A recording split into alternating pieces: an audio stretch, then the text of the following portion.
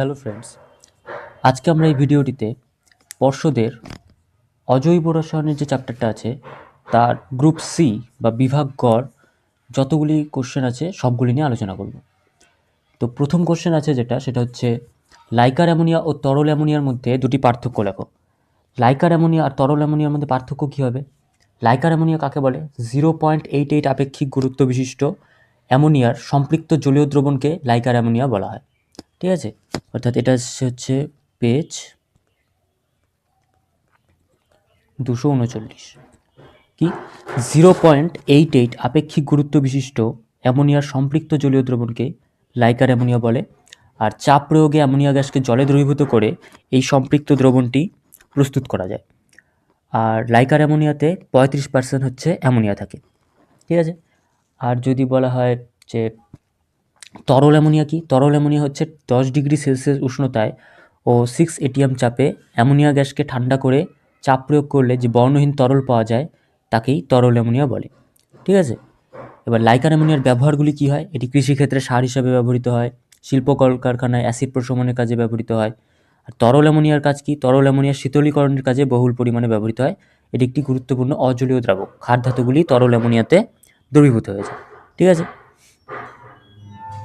এরপরে অথবা কোশ্চেনে আছে যে ইউরিয়া প্রস্তুতির প্রয়োজনীয় বিকারক ও শর্তসহ সমীকরণ উল্লেখ করো। প্রয়োজনীয় বিকারক কি কি? এটা লাগে হলো প্রায় 175 ATM চাপে, 175 ATM অর্থাৎ অ্যাটমসফেরিক প্রেসারে 170 থেকে 200 ডিগ্রি সেলসিয়াস উষ্ণতা, এই উষ্ণতায় 3:1 ওজন অনুপাতে কি দরকার পড়ে? সেটা দরকার পড়ে হলো অ্যামোনিয়া, আর তার সাথে দরকার পড়ে হলো কার্বন ডাইঅক্সাইড গ্যাস। এবার এই দুটোর বিক্রিয়ায় কি উৎপন্ন হয়? অ্যামোনিয়া প্লাস কার্বন ডাইঅক্সাইড, তার মাঝখানে এই জিনিসগুলো দেওয়া থাকবে, 175 ATM চাপ, 170 থেকে 200 ডিগ্রি সেলসিয়াস উষ্ণতা, তাতে উৎপন্ন হয় হলো অ্যামোনিয়াম কার্বামেট, অর্থাৎ এটা উৎপন্ন হয় 2NH3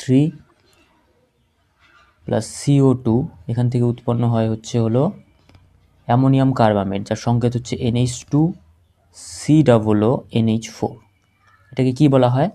অ্যামোনিয়াম কার্বামেট। ঠিক আছে, এবার এই অ্যামোনিয়াম কার্বামেটকে অ্যামোনিয়াম কার্বামেট নিজেই আবার কি হয়ে যায়? বিয়োজিত হয়ে যায়। বিয়োজিত হয়ে সেটা উৎপন্ন করে হলো ইউরিয়াকে উৎপন্ন করে, NH2CONH2। এটা হচ্ছে আমাদের ইউরিয়া।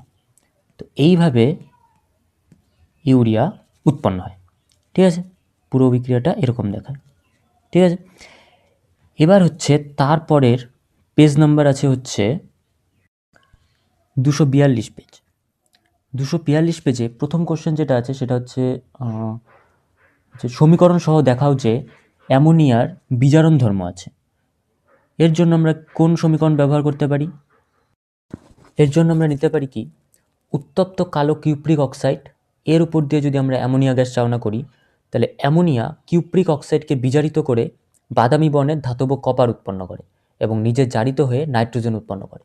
এই বিক্রিয়াটি অর্থাৎ 3CuO প্লাস 2NH3, এক্ষেত্রে কি উৎপন্ন হয়?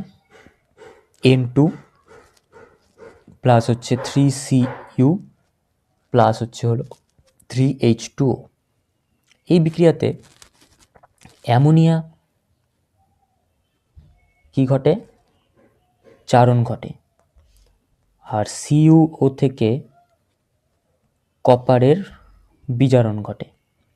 তো যেহেতু অ্যামোনিয়া CuO এর বিজারণ করছে, তাই এই ক্ষেত্রে অ্যামোনিয়া বিজারক রূপে ব্যবহৃত হয়, আর এটি অ্যামোনিয়ার বিজারণ ধর্মের একটি উদাহরণ হতে পারে। ঠিক আছে, তারপরের কোশ্চেনটা আছে যে দুটি গ্যাসের বিক্রিয়া একটি কঠিন পদার্থ উৎপন্ন হয়, গ্যাস দুটির নাম ও সমীকরণ লেখো। কি, একটা হচ্ছে HCl গ্যাস প্লাস একটা হচ্ছে অ্যামোনিয়া গ্যাস। এই দুটোর বিক্রিয়া কি উৎপন্ন হয়?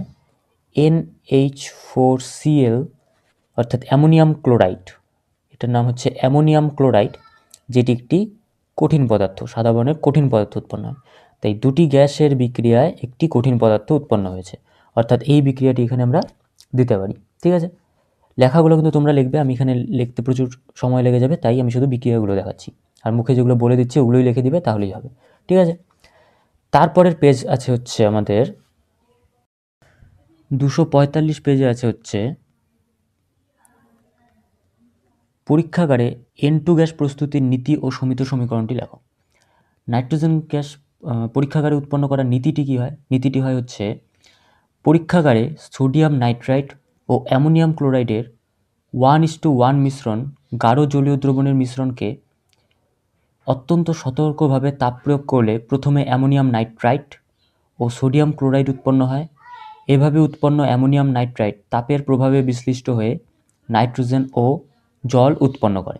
এটি হচ্ছে নীতিটি। ঠিক আছে, নীতিটি আমি যেটা বললাম আবার বলছি, পরীক্ষাগারে সোডিয়াম নাইট্রাইট ও অ্যামোনিয়াম ক্লোরাইডের 1:1 গাঢ় জলীয় দ্রবণের মিশ্রণকে অত্যন্ত সতর্কভাবে তাপ প্রয়োগ করলে প্রথমে অ্যামোনিয়াম নাইট্রাইট উৎপন্ন হয় ও সোডিয়াম ক্লোরাইড উৎপন্ন হয়।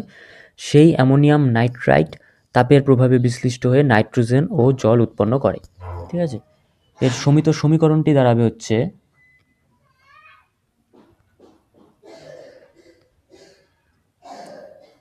NH4Cl প্লাস NaNO2, এটা হচ্ছে অ্যামোনিয়াম ক্লোরাইড, আর এটা হচ্ছে সোডিয়াম নাইট্রাইট। এটি কিন্তু নাইট্রাইট, হ্যাঁ,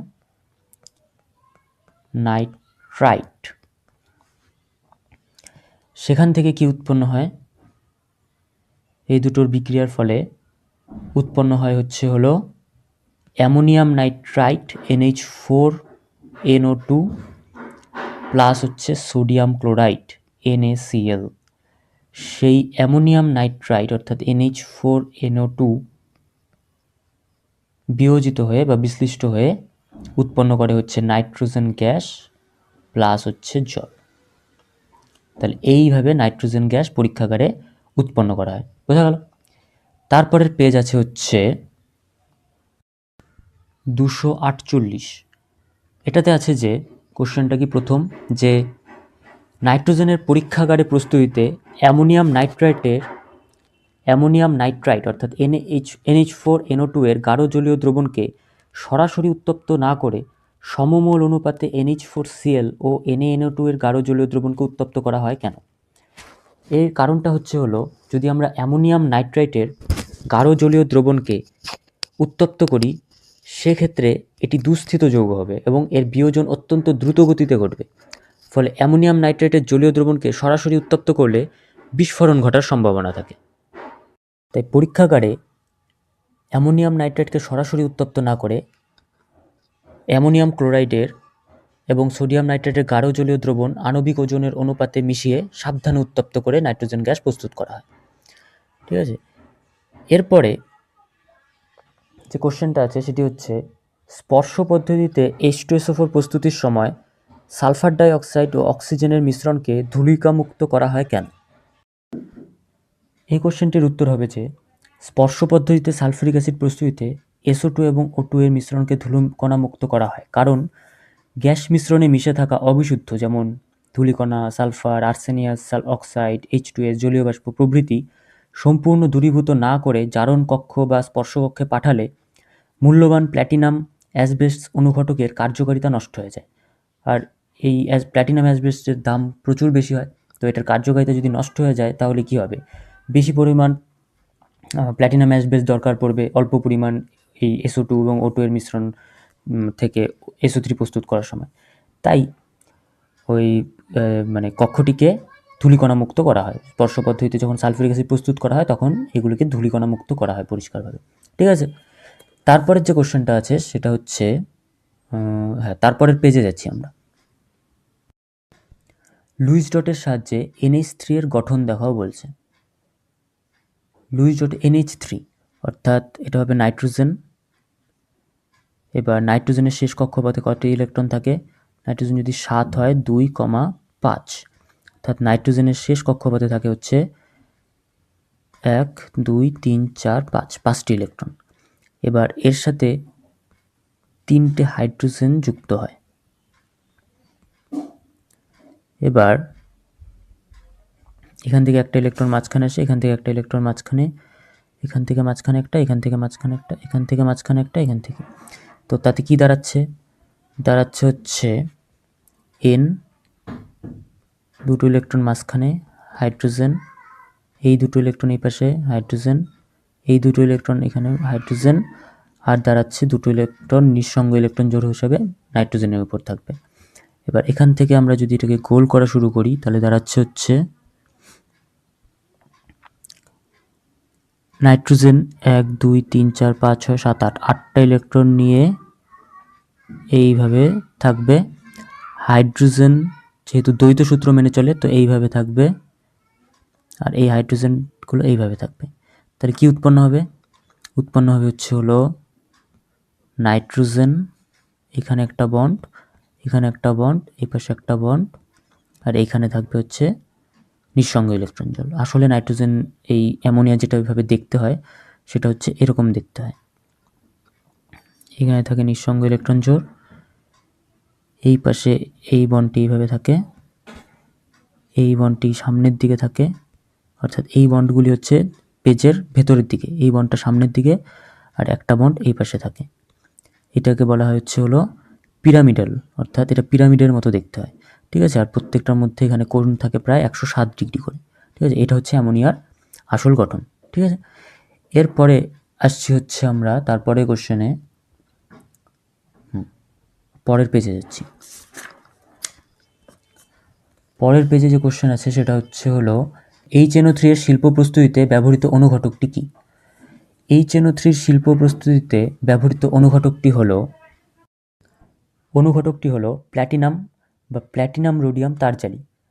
এই অনুঘটকের উপরেই হলো অ্যামোনিয়া আর অক্সিজেন গ্যাসকে চালনা করলে নাইট্রাস অক্সাইড উৎপন্ন হয়, NO উৎপন্ন হয়, তারপর সেখান থেকে ধীরে ধীরে HNO3 প্রস্তুত করা হয়। এবার তার পরের যে কোশ্চেনটা আছে সেটা বলেছে যে NH3 ও HCl এর বিক্রিয়ায় কি উৎপন্ন হয়? NH3 ও HCl এর বিক্রিয়ায় উৎপন্ন হয়, একটু আগেই যে আমরা করলাম বিক্রিয়াটি, প্লাস HCl উৎপন্ন হয় হচ্ছে হলো NH4Cl, অর্থাৎ দুটো গ্যাসের বিক্রিয়া একটি কঠিন পদার্থ। তারপরের পেজ আছে হচ্ছে, এটার পেজ ছিল হচ্ছে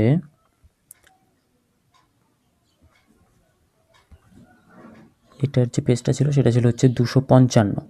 এটা প্রথমটা ছিল হচ্ছে যে নাইট্রিক অ্যাসিডের শিল্প প্রস্তুত অনুঘটক, আর দ্বিতীয় কোশ্চেন ছিল NH3 ও HCl এর বিক্রিয়া কোনটা এটা উৎপন্ন হয়। ঠিক আছে, তারপরের পেজ আছে হচ্ছে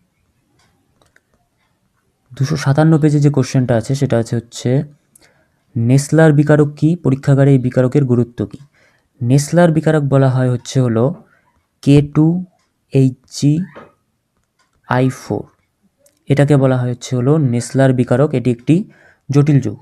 পরীক্ষাগারে এর গুরুত্ব কি? পরীক্ষাগারে এই বিকারকের দ্বারাই অ্যামোনিয়া গ্যাসকে শনাক্ত করা হয়। ঠিক আছে, অ্যামোনিয়া গ্যাস নেসলার বিকারকের সাথে বিক্রিয়া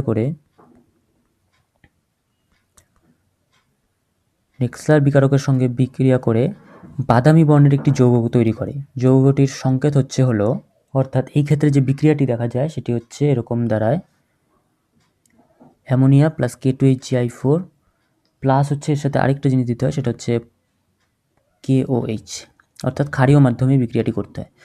এবার সেখানে উৎপন্ন হয় হচ্ছে হলো বাদামি বর্ণের যে অধক্ষেপটি সেটির সংকেত হয় হচ্ছে HgO, Hg ডট হচ্ছে NH2। এটা হচ্ছে বাদামি অধক্ষেপ, তার জন্যই এই শনাক্তকরণ সম্ভব হয়। আর তার সাথে উৎপন্ন হয় হচ্ছে হলো 7Ki প্লাস হচ্ছে হলো 2H2। এই পুরো বিক্রিয়াটিতে, অর্থাৎ এটা আমাদের নেসলার বিকারক, এটি অ্যামোনিয়া, এর থেকে এই যেটা উৎপন্ন হয় এখান থেকে আমরা এই অ্যামোনিয়াকে শনাক্ত করতে পারি। তারপরে পেজ আছে হচ্ছে হলো 261।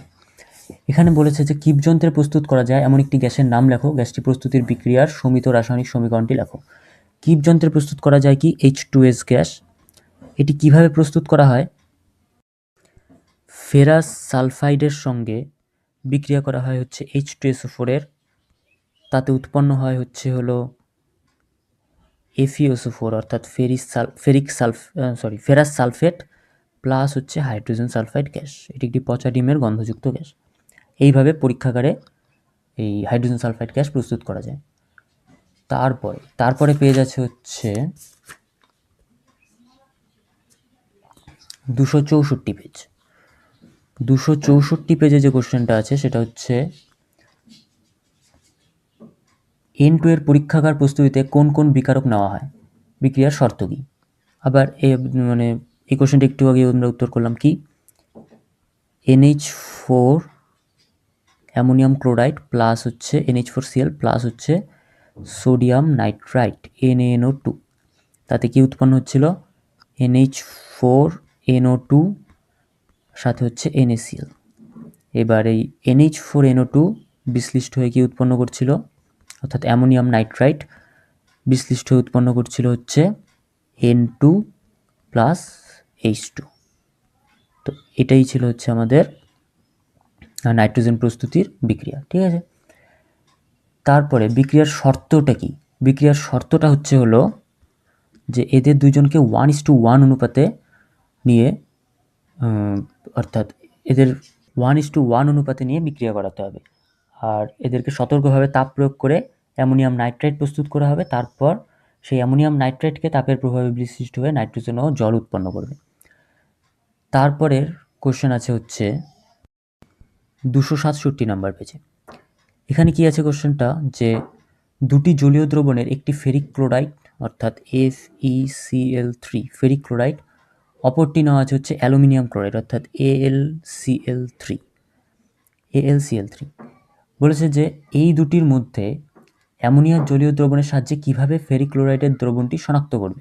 ঠিক আছে, কীভাবে, আমি দুটি দ্রবণের মধ্যেই যদি অ্যামোনিয়াকে দিয়ে দিই, ফেরিক ক্লোরাইডের সাথে যখন অ্যামোনিয়া বিক্রিয়া করবে তখন দেখা যাবে ফেরিক ক্লোরাইড আসলে হচ্ছে হলুদ বর্ণ।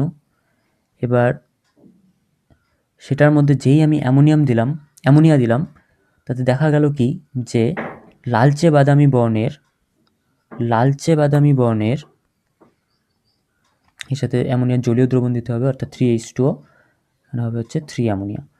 লালচে বাদামি বর্ণের কি উৎপন্ন হয়, FeOH তার হচ্ছে হোল 3 প্লাস হচ্ছে 3NH4Cl। তো এটার যে বর্ণটা থাকে সেটার একটা অধক্ষেপ পড়ে, যেটা হয় কি লালচে বাদামি বর্ণের। এবার এটা লালচে বাদামি বর্ণ তৈরি করবে।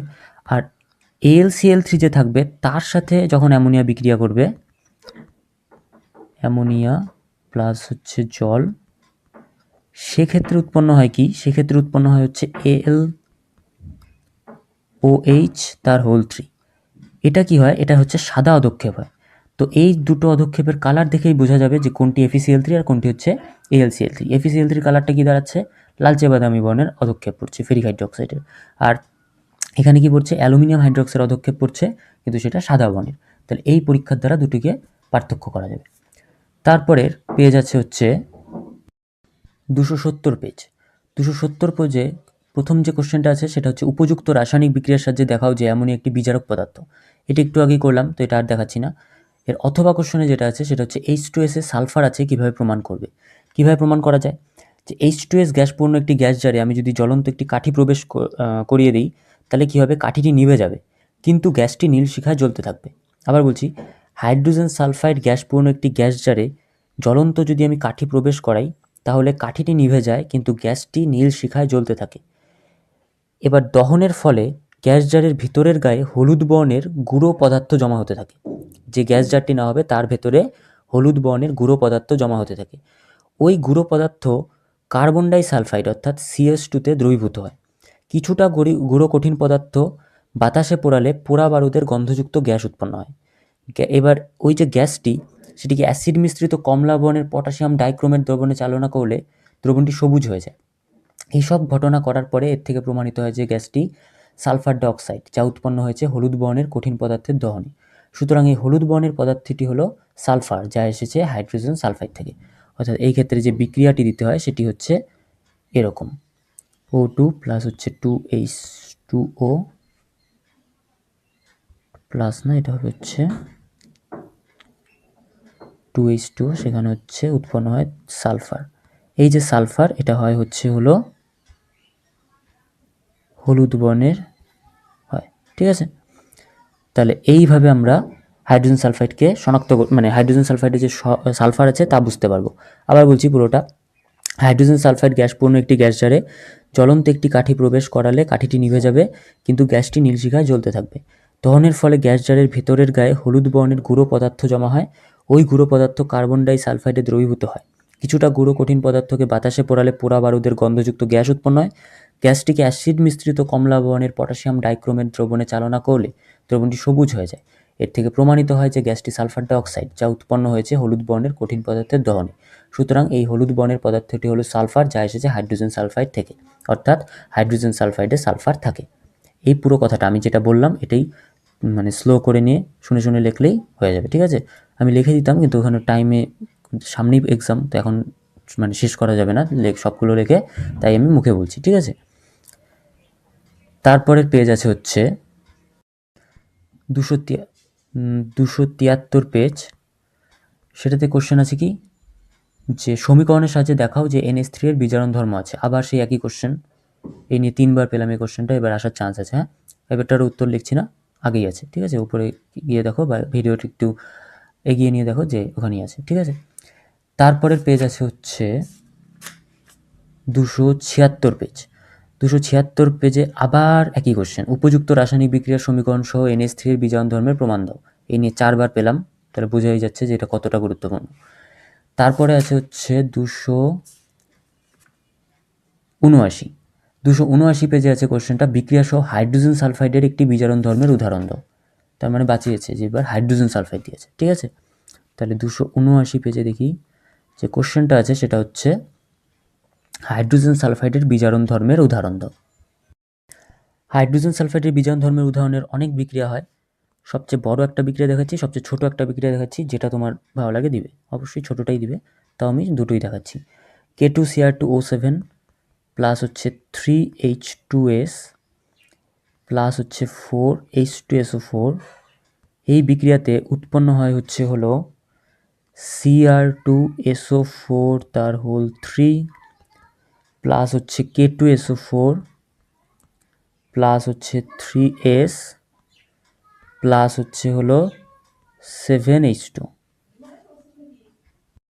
এবার এখানে K2Cr2O7 থেকে Cr2SO4 তার হোল 3, এটা কি বিক্রিয়া? এটা হয় হচ্ছে হলো বিজারণ বিক্রিয়া। আর H2S থেকে সালফার এটি হয় হচ্ছে হলো জারণ বিক্রিয়া, আর এটা হয় হচ্ছে হলো বিজারণ বিক্রিয়া। যেহেতু H2S এই বিজারণ বিক্রিয়াটা ঘটাতে পারছে, তাই এটাই হচ্ছে H2S এর বিজারণ ধর্মের উদাহরণ। এই বিক্রিয়াটি H2S এর বিজারণ ধর্মের উদাহরণ, ঠিক আছে। আর আরেকটা সোজা বিক্রিয়া দেখিয়ে দিচ্ছি, সেটা হচ্ছে H2S প্লাস I2, তাতে উৎপন্ন হয় হচ্ছে 2HI প্লাস হচ্ছে সালফার। এখানে I2 থেকে HI যেটা, সেটা হচ্ছে বিজারণ বিক্রিয়া, এটা দেওয়াই ভালো, ঠিক আছে। আর H2S থেকে সালফার হচ্ছে হলো জারণ বিক্রিয়া, কারণ ওটা লিখতে গিয়ে ভুল হওয়ার চান্স থাকবে, এটা হয়তো ভুল হবে না, ছোট বিক্রিয়া আছে, এটা দিয়ে দেবে, নাম্বার একই দুটোরই, ঠিক আছে। তারপরের পেজ আছে হচ্ছে 283 পেজে। কোশ্চেনটা আছে হচ্ছে যে অ্যালুমিনিয়াম সালফেটের জলীয় দ্রবণে অ্যামোনিয়াম হাইড্রোক্সাইড যোগ করলে কি ঘটে। অ্যালুমিনিয়াম সালফেট Al2SO4 তার হোল 3, এর মধ্যে আমরা যদি NH4OH অর্থাৎ অ্যামোনিয়াম হাইড্রোক্সাইড যোগ করি, তাহলে কি উৎপন্ন হবে? উৎপন্ন হবে হচ্ছে AlOH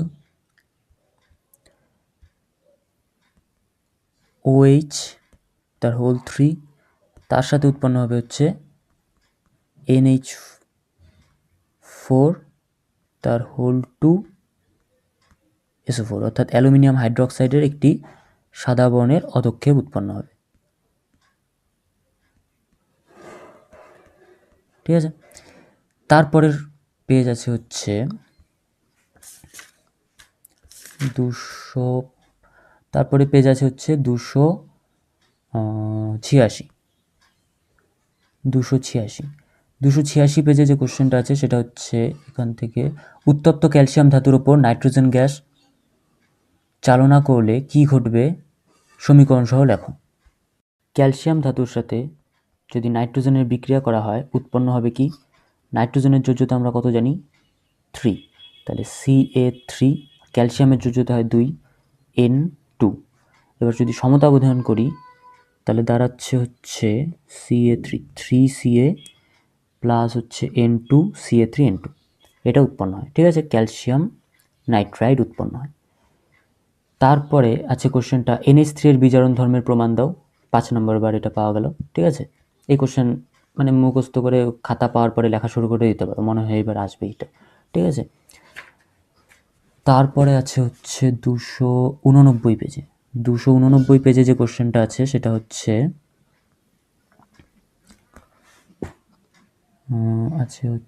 উত্তপ্ত কিউপ্রিক অক্সাইডের উপর দিয়ে NH3 চালনা করলে কি ঘটে সমীকরণ সহ লেখো।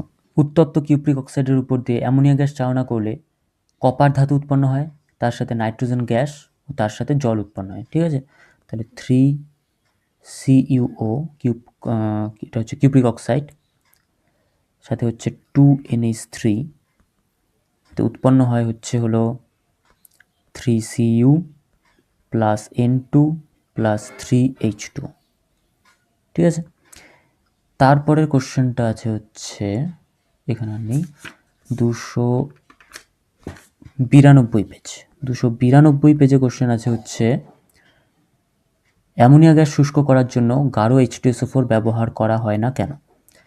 অ্যামোনিয়া গ্যাস H2SO4 এর সঙ্গে গাঢ় H2SO4 এর সঙ্গে কনসেন্ট্রেটেড H2SO4 এর সঙ্গে বিক্রিয়া করে উৎপন্ন করে হচ্ছে হলো NH4 তার হোল টু SO4। এটি কি হয় একটু ক্ষারীয়, এটা হয় আম্লিক। তো এরা দুজন বিক্রিয়া করে একে অপরের সাথে বিক্রিয়া করে NH4 তার হোল টু SO4 উৎপন্ন করে দেয়। তাই সালফিউরিক অ্যাসিডকে অ্যামোনিয়া গ্যাসের শুষ্ককরণের জন্য ব্যবহার করা হয় না। কি ব্যবহার করা হয় সেখানে পোড়াচুন অর্থাৎ ক্যালসিয়াম অক্সাইড ব্যবহার করা হয়। তো এখানেই ছিল আমাদের পর্ষদের বিভাগ গ বা গ্রুপ সি এর অজৈব রসায়নের সবগুলি কোশ্চেন। এরপরে আমি হচ্ছে আলো বা অন্য কোনো চ্যাপ্টারের গ্রুপ সির সবগুলো কোশ্চেন নিয়ে আসবো। ঠিক আছে, একটু টাইম লাগছে কারণ পর্ষদের বই দেয়ই পরে আর সময় একটু কম পাওয়া যাচ্ছে। আমি চেষ্টা করছি যত তাড়াতাড়ি সম্ভব সবগুলো আনার আমি চেষ্টা করছি। ঠিক আছে, তো ভিডিওটি ভালো লাগলে লাইক করে দিও আর চ্যানেলটি প্লিজ প্লিজ প্লিজ সাবস্ক্রাইব করে দিও। ঠিক আছে।